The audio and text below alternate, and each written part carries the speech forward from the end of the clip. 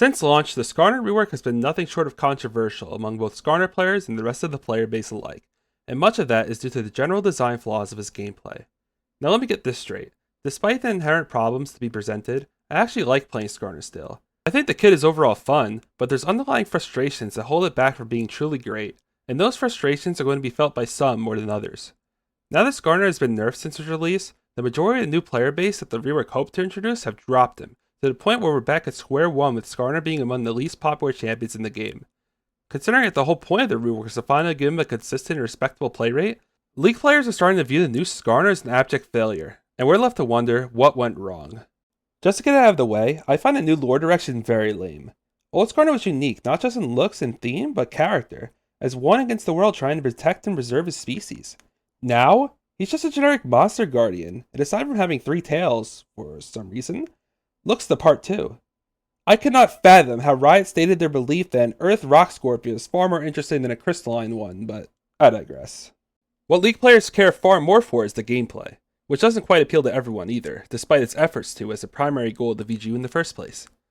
Skarner used to be a very niche champion with a generally reliable and straightforward purpose, in isolating a chosen target and giving your team an advantage.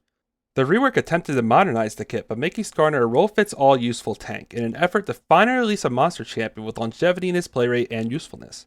However, due to some baffling underlying decisions that may not jump out on paper, Skarner ended up alienating not only his old player base, but anyone who tried it, and this is due to how Skarner restricts the player. Holding back the player can be important in some situations, but is risky game design when overdone, which is the crux of the rework's problems and why it's viewed mostly negatively. This didn't always seem to be the case, though. On paper, a lot of the changes seem logical, and the rework fixes some major issues Skarner used to have. New Skarner's kit gives him better tools to frontline with, having a lot of AoE CC, both light and heavy, and being able to function as either an effective wall or engager. This is supplemented by dealing a percentage of the enemy's health for guaranteed damage effectiveness, and scales heavily off his own health, rewarding him even more in that regard for building tank while being harder to kill. He also possesses a much better power fantasy, which was a core issue of old Skarner. His strengths are powerful, but he has reasonable counterplay by having them all be reactable. The kit flows much better overall, focusing on ability cycles and giving every ability a purpose as for when to be used. His intention of finding a way in and staying sticky with his melee slows on Q is actually a very nice callback to Skarner's original kit from Season 2. Heck, many of these are reasons why I enjoy playing him despite the disruptions and current state of his viability. With the rework, I feel like I have way more opportunities to dive into multiple people and start beating the crap out of them when I'm fed. So what's the problem here? This all sounds good. Well, he kinda does everything in such a manner that he feels both oppressive to play against and has his counterplay bite him in the ass by making him feel frustrating to use too at times. Much of it just feels arbitrary for the sake of making sure he doesn't break the game, which happened anyway because the potential of his kit in top lane was overlooked. I used to be a defender of the new kit, believing the potential problems with the strengths working too well or too poorly were fixable, but now I expect a shit show until drastic changes are made, as Riot is now scrambling to find a solution by gutting Skarner's damage and usability in the meantime. Let's break down what he offers to see why many were frustrated on launch and why hardly anyone has stuck around with him since. Starting with his abilities, his passive provides him with additional damage over time after 3 hits of anything that isn't his W, dealing 5 to 11% of the enemy's max HP, or 100 to 300 damage against monsters, with the damage being based off your level. This ability is generally fine, but it's very boring. It feels like it's just here to aid Skarner's clear and give him some arbitrary damage, since Q is basically where all of his actual damage comes from. I mean, it's cool to walk away from monsters and let them execute, but it's a completely uninteractive passive that only really has a strategy for leaving camps a bit early and increasing your clear speed. Against champions, it's purely extra damage, and sometimes it's enough to help secure kills. At the end of the day though, it just kind of feels like a band-aid to make Skarner's clear and damage not too poor for a tank. And tank junglers notably tend to have poor clears, to the point of leaving the jungle entirely to become supports. Skarner's Q is an auto-attack steroid that serves as his main damage tool, and enables him to stick to his opponent and even poke with the boulder throw. The 2 main gripes with this ability are the cast time and the numbers, and it ends up being the main offender as to why Skarner has to build the way he does, which I'll get back to later. It's a pseudo auto-attack reset hampered by the necessity for Skarner to play an animation where he stops in place and picks up a rock for a brief moment. This can make the ability very frustrating to use, as casting it, even despite it being a relatively short cast time, disrupts your flow in fights and forces you to try and approach having already casted it. This makes it easy to catch up or escape Skarner if he has to recast Q, and it feels like an arbitrary handicap to stop the ability from being too strong. While this may have been justified on release, Since the nerfs, it's just not the kind of threat that warrants a pick and choose usage playstyle anymore. But Riot plans to address this at least a little in the upcoming patch as of recording, so we'll see what changes. Either way, Q's damage falls off really hard late game, where you're going to be hitting champions like a wet noodle if you aren't fed. Speaking of his damage, almost all of it scales off of his bonus health, with Q being no exception. Q scales off of 60% of his bonus AD and 4% of his bonus health, meaning he only gets a marginal amount of damage by building AD. While most potent in the early mid-game, these scalings are rather poor as the game goes on, as I mentioned earlier, and your power will start to lean towards utility.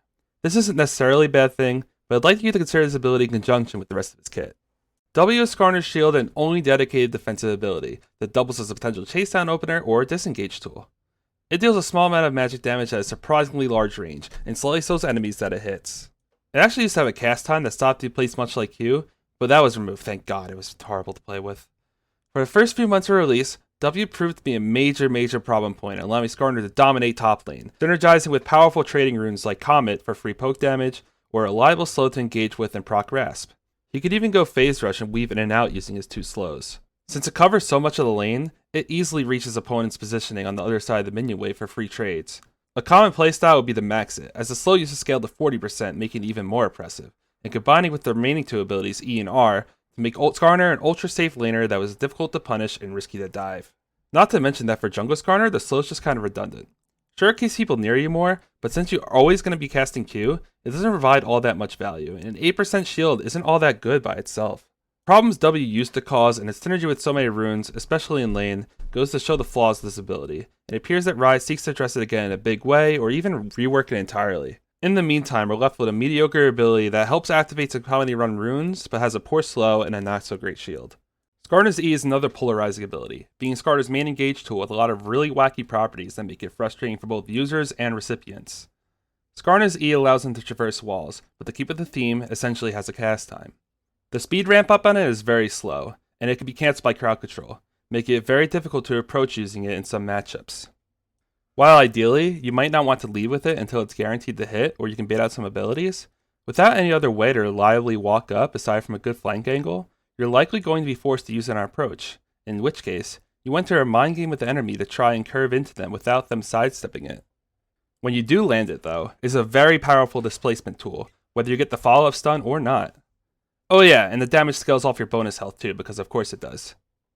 Also, you only get this damage if you get the wall stun, so you won't be getting any damage from it in scenarios where pushing the enemy directly into your team without a wall is better, or the only option. I really don't know what to make of this one, because it's fun when it gets going, but seems difficult to find the balance between its hard counters and rewards for landing it. I think it's got the general risk-reward ratio right, as misuse could easily misposition you and cause easy deaths, but attempting it in certain matchups is borderline impossible without waiting out cooldowns, hoping they aren't ready for you to use a reactable ability that can be sidestepped. Not to mention that it's hard countered by anyone holding mobility spells, or even a movement speed steroid without a read, which is a lot of champions these days. Other times, though, it's very easy to land. It basically guarantees kills on its own. I feel like it's in a position where it manages to feel bad to use with its windup and an arbitrary push range that you kind of just have to eye test, but also strong enough where buffing the aspects that make it feel bad would break the ability and make it too good. There is a nerf coming in the next patch, which should be out by the time I post this video, which is the hitbox nerf. So a special thing I should mention about this ability is that in melee range, the hitbox extends in a way that allows you to walk up to someone and cast it backwards, instantly dragging them the other way. While this is a great tool in the jungle, this is absolutely ridiculous for top lane.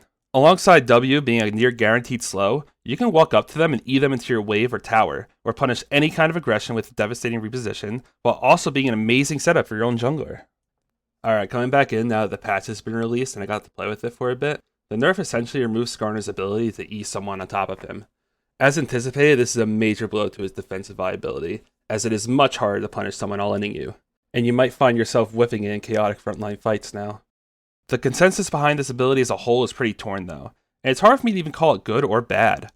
It's an amazing ability when it hits, and is honestly a bit more consistent than I've let on, but other times the windup just feels awful and too reactable. And because the reward is so strong when you land this, I think it's the culprit behind why his ultimate ended up being so unreliable and generally unsatisfying to use for the purpose it used to have. You know, to drag people. Impale is now an AoE short-range skill shot with a reactable charge time of 0.65 seconds. On its own, this removes the reliability the old ultimate used to have, and generally feels bad to miss or just barely misjudge the range. It's difficult to use, but it's a very powerful CC tool, so completely fair for all this to be the case.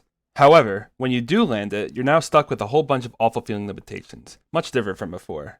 First of all, despite being AoE now, you can only hit up to 3 enemy champions at a time. So if you manage to position such that you hit the entire enemy team with a short range cone ability with a cast time of over half a second for the enemy to react with movement or CC you, or juke it if they aren't in direct center. Go fuck yourself! No other wombo tool has this limitation. Imagine how shitty Yasuo mains would feel if Malphite landed a 5-man ult and only 3 guys got knocked up, and then they got counter-engaged by the other 2. Anyway, the drag feels awful, as in the defining aspect of old Skarner that they strive to keep. Enemies hit by the ability are placed at a set distance away from you, outside of your auto range and E range, and you cannot change the direction you are facing, so no funny stuff in combo ability unless you are facing a wall to push them against, because combos aren't fun, right?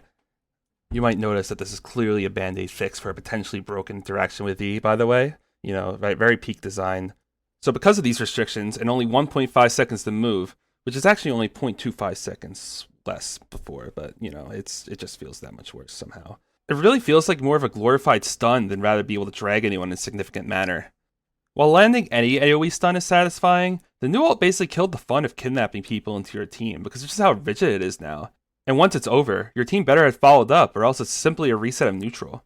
At least before, you could at least maybe do something if your team couldn't help.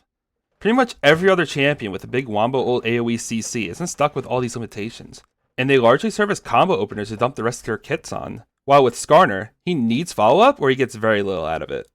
I get it though. Not every big teamfight ult needs to work like that, but the point is, this ability's been gimped to the point of being unrecognizable.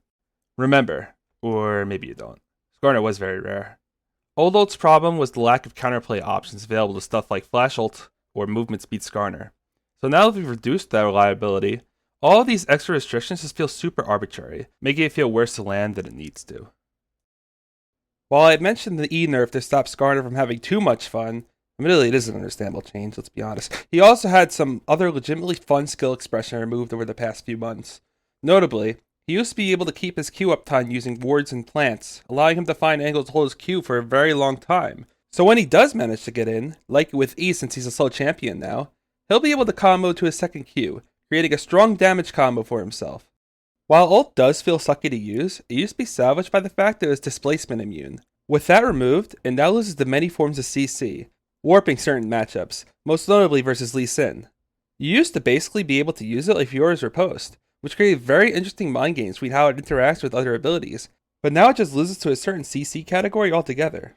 It's not like champions with knockbacks couldn't ever beat Skarner by baiting out the cast time and reacting, so why turn this into such a brainless interaction? Okay, so if you've been watching and paying attention, you'd have noticed that all of Skarner's basic abilities scale with health. Isn't this a good thing, you might ask, since he builds bulk to stay on top of the enemy for longer?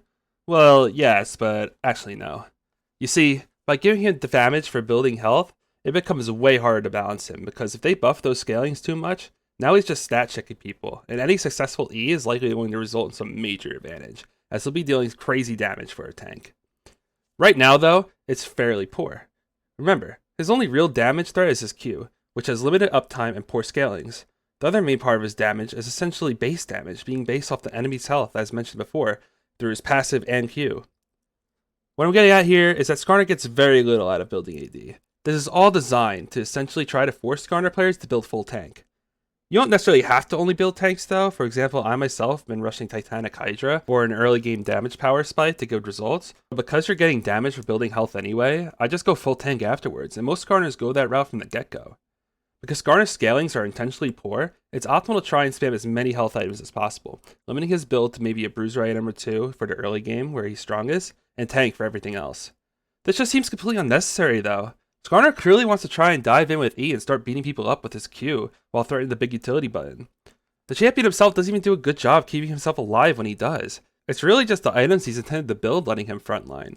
For some tank-specific comparisons, unlike Sejuani, he's not getting some big defense boost when he goes in, and unlike Amumu, his engage isn't necessarily reliable either, and definitely not snappy.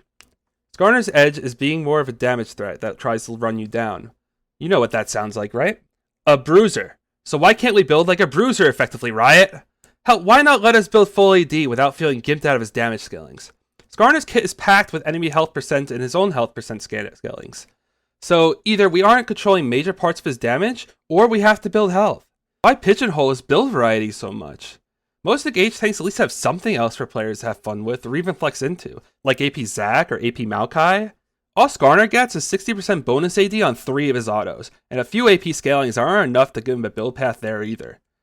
Even though I always stuck to specifically an off-tank bruiser style build, so many old Skarner mains praised the build variety offered, and getting a kit that's clearly trying its best to force a select build style is flat out insulting, because it clearly doesn't need to be like this.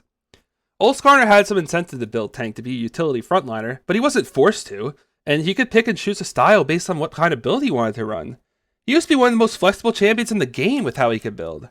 Some of our most famous Skarner players in NA, like Murthos and FaceCheck Skarner, embraced this, and they were really helping bring attention to the champion again, regardless of how unpopular he was. And now after the rework, those guys quit! I mean, look, I get that champions that can build anything cause balance issues too, but at least let them have an average level of build variety. We've seen so many examples of players enjoying having the option to play silly stuff, like full AD Darius and AP Burst Malphite. A lot of players, especially new players, don't appreciate being inherently limited in build approaches when experimenting with a new champion. Like, if you give Skarner some attack speed steroid instead of the burn passive and made his QAD ratio better, suddenly something like Edge of Night would become a really interesting utility item against CC heavy comps, helping his engage and letting him play more aggressive. Instead, you're just more inclined to build more defenses, because you'll get a similar damage boost anyway, and now you can pick up some other stats too, like armor or magic resist. Like, if you're basically choosing between the same 8 or 9 tank items every game without much variety in your core, people are going to get bored. I mean, this isn't the same kind of champion like an ADC or a mage. This is clearly by design too, as I mentioned. Even his base AD got gutted because God forbid he builds a Sterix or something.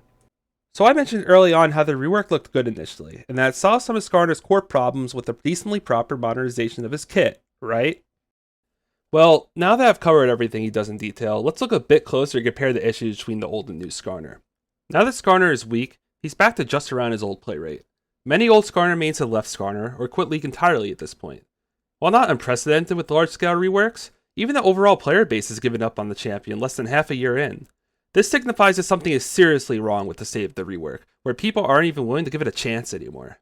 We've had players quit out of frustration of the kit, the lack of build variety, or grievances with both. So many of the limitations within Skarner's kit just feel arbitrary in an effort to force him to play a certain way. And even those who like playing him like me, there are hints of annoyance that make you think it could and should be so much better. Sure, his strengths are strong, but it's in such a way that he's either impossible to stop or impossible to make work. He's a generalist, yeah, but it also seems like he doesn't have a true identity compared to other tanks, especially considering that playing him feels like he doesn't even want to be a true tank. With everyone forced to build purely for health for optimal play, it just further drives away those who want to make the champion their own. We've seen plenty of games where developers attempt to strong-arm players into playing a certain way, and it almost always forces a more negative experience. Video games are meant to be played as an expression of the individual, especially multiplayer games, as it highlights the difference between every unique person. The lack of skill expression and build variety makes most Skarners look and play the same. It's just not appealing to the general audience he tries to cater to. People aren't going to play Skarner if what he offers doesn't fit their specific mold, because if they differ even just a bit too much, players are likely not to bother and just look elsewhere. An absence of skill expression and the punishment of what should be effective decision making due to arbitrary rules, or straight up the lack of it mattering, is the easiest way to drive people away. And hoo boy, do I have a part 2 of this kind of topic. This was a rework that was delayed numerous times with a very long development cycle, with the initial announcement being over 2 years prior to release, only to come out in a state of dissatisfaction between both those trying to use him and those trying to play against him. Yes, even the rework announcement is over 2 years before. This VGU was hyped up as a possibility for many years through the official polls he was involved in. A severe lack of popularity has been a problem with him since about a year after his 2011 release, meaning Riot has been trying to find a way to solve this problem for 12 years. Not to mention that this is his third goddamn rework. As patches go on and on trying to balance him, it seems more likely that he'll inevitably need an additional mini rework to hopefully fix him someday, just like they tried with Cassante. And I have some ideas that might improve the situation, such as giving him a movement speed buff on his W again instead of a slow to allow him to just overall do his job better while retaining kit fluidity, but the hypothetical is, unfortunately, irrelevant, and it's up to Riot now to line the bed they made with the player base in uproar. Even still, I think there's a salvageable foundation here to build upon. There's some potential here for something really fun if we just cut out the arbitrary crap. And thankfully, it seems like they're at least going to start trying to make amends. Skarner players just have to hope that Riot finds a way to make it work without letting him break the game again. Until then, it seems that the overall League of Legends player base is left with the sting of disappointment for one of the all-time most anticipated visual gameplay updates. Take care, everybody.